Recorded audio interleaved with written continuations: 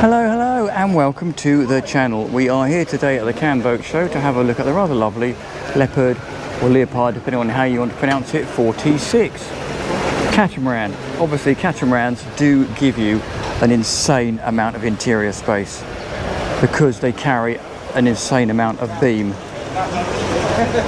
But yeah, these guys have been building, I think they're the largest manufacturer of catamarans in the world. They've been building them for over 30 years. And they've done a pretty good job, I have to say. Wait till you see the space. Now this particular variant comes either as a 4 cabin or a 3 cabin. So we'll have a quick peek on board. So again, 46-foot boat. I believe it's rocking in at just over 7.3 metre beam. Obviously it's on 2 hulls effectively separated by a bridge in the middle. So each hull gets its own bathing platform. In the middle is the high-low section for the dinghy, and again if we sneak over here you can see there's the other bathing platform. So you can raise this up obviously and then lock it into place here and it becomes an extension of your aft deck, or you can drop it down in the water and it becomes a swim platform, bathing platform, dinghy launching platform, whatever you fancy. So if we then swing over here, and then we'll go around the decks first. And again, because of the beam, you can afford very large side decks. Nice grab rail here, taking you round, sort of just above the knee, below the hip guardrail. Little perch seat down there, cleat, forward cleat, and there is another forward cleat as well. Deck hatches for the cabins below, and this rather incredible sun lounging area forward. You stand, I'm trying to go the other side so I'm not in my shadow.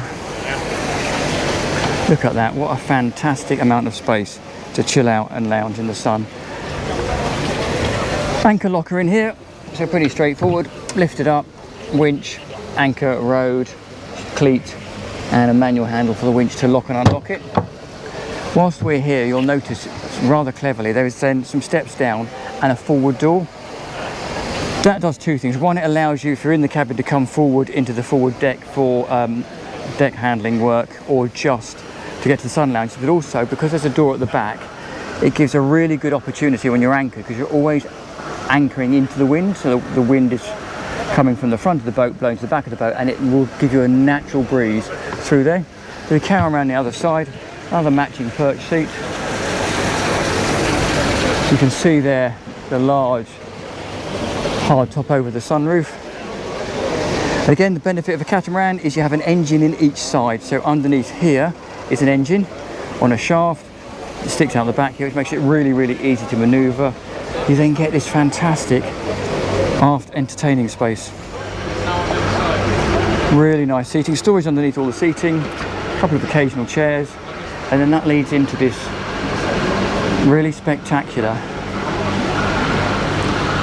forward area, cabin, saloon, whatever you fancy. Again, really decent size, fully functional, very domestic style kitchen, fridge or freezer over there, depending on what you fancy. Load more storage, moulded storage underneath the galley here for foods, and then a domestic size fridge freezer with a water and ice dispenser. And then over here down at the bottom we have a dishwasher from Fisher & Paykel, and then Miele cooker, Kenyan ceramic hob. Again, plenty of storage, sink and drainer down there, and again more storage across here. And again, because of the amount of glazing, you very much feel like you're in the pilot house of a much bigger boat.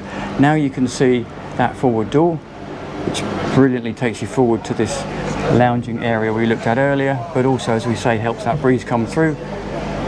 Over on the starboard side you have the lower helm station, big pop-up TV, little sofa area, and then over on the other side we have a dining chilling area. So if we go down to the starboard cabin first, that will take us past the air conditioning controllers, tankage and trips. A few steps down, there's a pocket door that slides across here and locks into here, and this takes us into the master cabin. So as I say, this can be a 3 cabin or a 4-cabin boat. But if I go all the way back to the bathroom here, so that is the cabin area. Pretty impressive. Big wardrobe, mirror wardrobes on the side here, chest of drawers down there, pop-up TV, or not pop-up, but fold-out TV that faces the bed, big drawer under the bed, very decent sized bed, a bit more storage on the side there, and loads of light flooding in through those aft windows and that whole window with ventilation. Plenty of headroom. I'm 1.73 m, there's acres of headroom here. So if we then head forward past the printer, takes us into the ensuite bathroom. Again, pocket door, so this door slides across into here. You then have twin sinks, big illuminated backlit mirror, storage underneath the sinks as well, more storage under the floor, light coming from the whole window with an opener as well. And then forward of that you have the heads down there, and then this very large, very large shower unit, again with ventilation and a deck hatch, and another pretty decent size storage locker forward. Pretty impressive.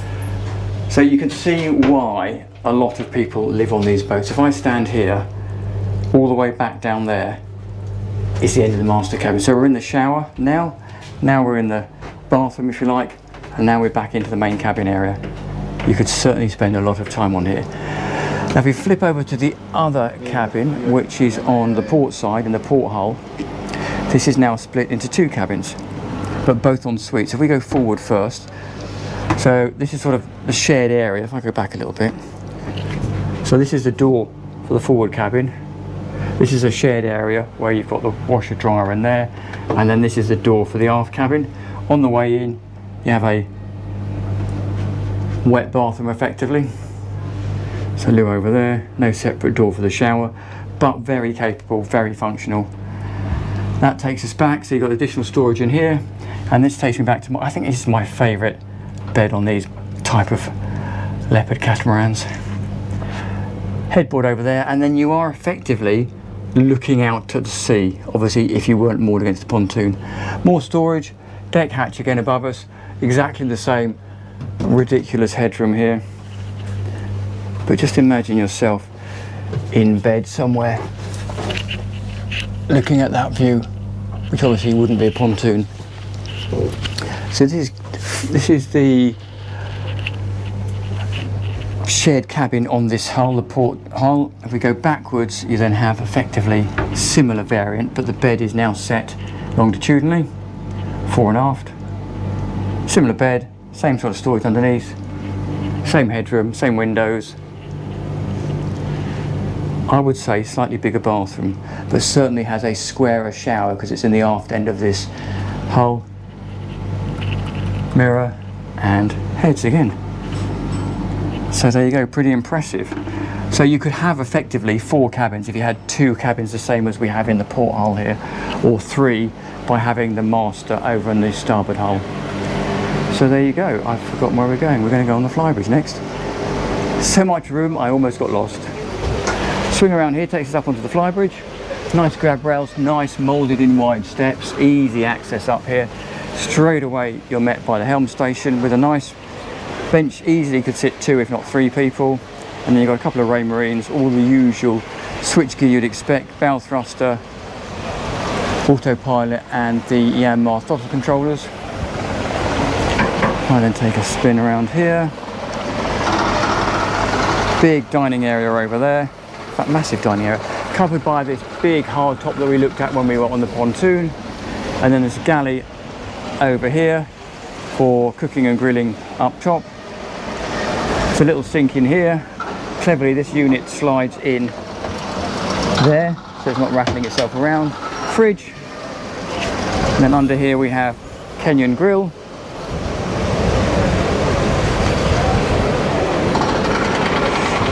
Starlink satellite receiver down there, and then if I come all the way back here you can just get an idea of how big that area is. You'll notice that gentleman sitting there, there's a forward facing seat as well as a sort of companion seat, and then down under here is a storage unit, in this instance for the life raft, but you could put other bits and pieces down, and then very large sun lounger. So there you go. So if you don't want to have a look in the engine bay, you can say bye-bye now, but before you go, you must like and subscribe. Absolutely must subscribe. Around 95% of the people who watch these videos haven't subscribed. So thank you very much, and we will now have a look in the engine bay.